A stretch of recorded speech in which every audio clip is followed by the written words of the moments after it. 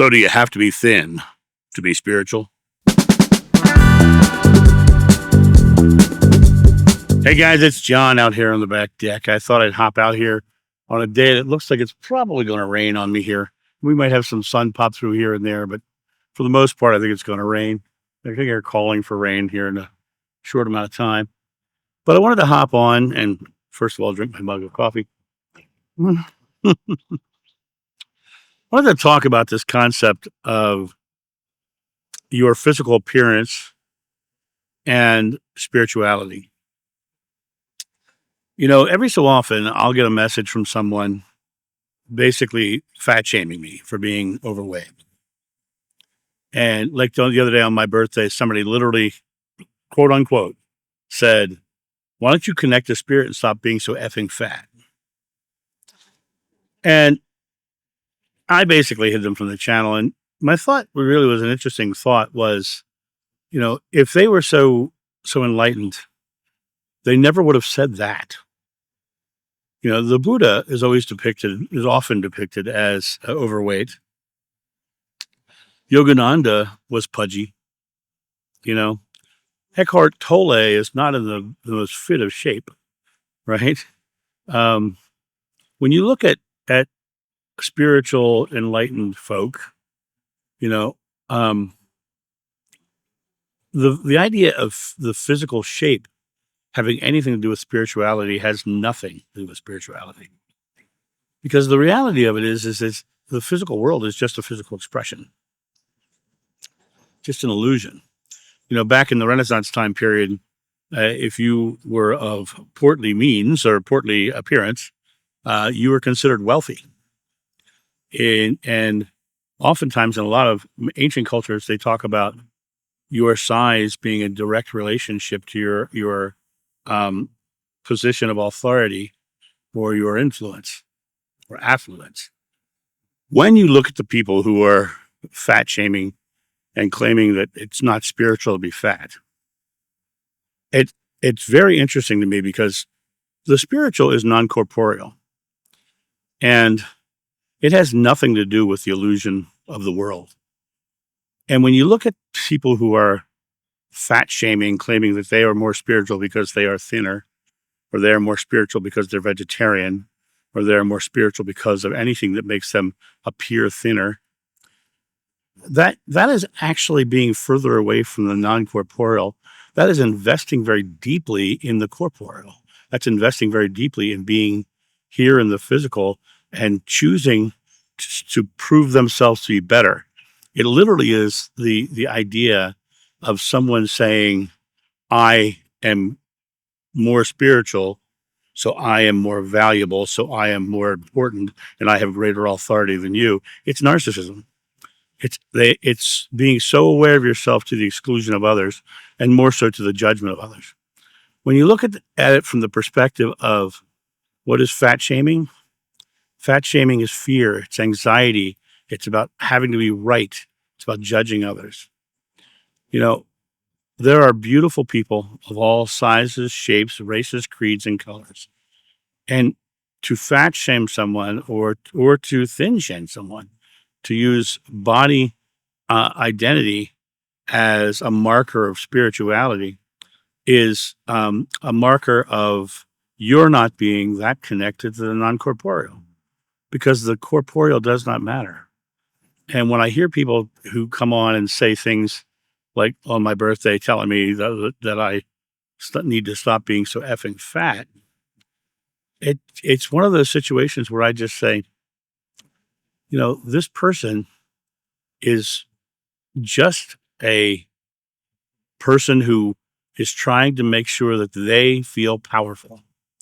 And the reason they're trying to make sure they feel powerful is because they feel so weak. And the idea of needing to knock someone down for the way they look is really a sad declaration of your life, because you're saying that you judge others. That's as bad as racism. It's as bad as Islamophobia. It's as bad as any of these broad marginalizations of any segment of society. It's just bad. And in being just bad, it is a direct relation of your own fears and anxieties. So if you're looking at somebody else and saying, I can't follow them because they're fat, but they're saying something that's loving and caring and loving of the world, then it's not their problem. It's yours.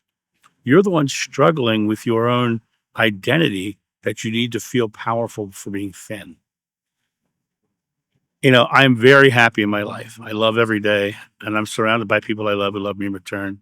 And I never reach out to anybody to shame them about how they look. Ever, ever do I do that. And because of that, I live a joyful, happy life. I see people for who they are, not what their physical appearance says they are. I see the love inside of every one of them. People use the word namaste. I recognize the love inside of you.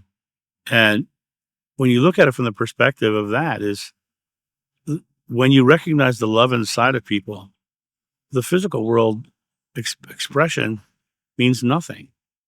I remember when I was a kid, they played a movie for us in school, and it was about this tribe and how this one man had this daughter who was so ugly and so hideous. Nobody would marry his daughter, and it was a really bad thing. And he was thinking he would have to pay someone to marry his daughter because he would give a dowry big enough to make her attractive.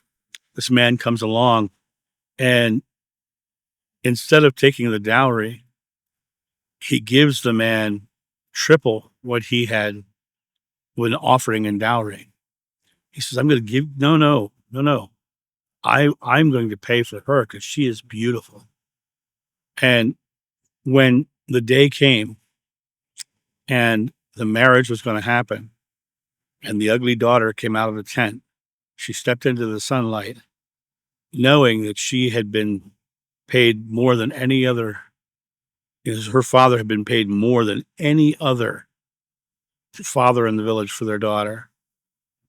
She comes walking out of the thing, hit the sunlight, and she was stunningly beautiful. Stunningly beautiful. What's inside is what matters.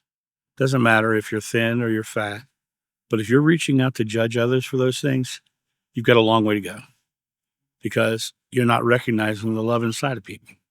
And if you're not recognizing it, you're definitely not recognizing it within yourself. And the fact that you're expressing outwardly hate, anger, and judgment proves it.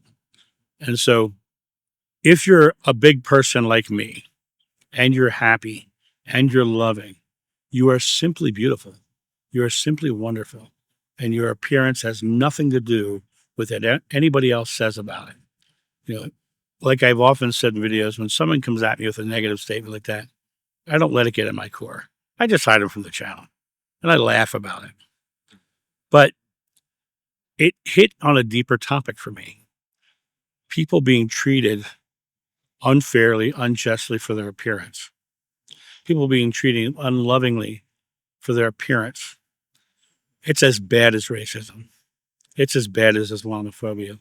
It is absolutely 100% an unloving and abhorrent concept to think that someone is less than you because of how you appear and how they appear. And so let go of those ideologies and come back to love.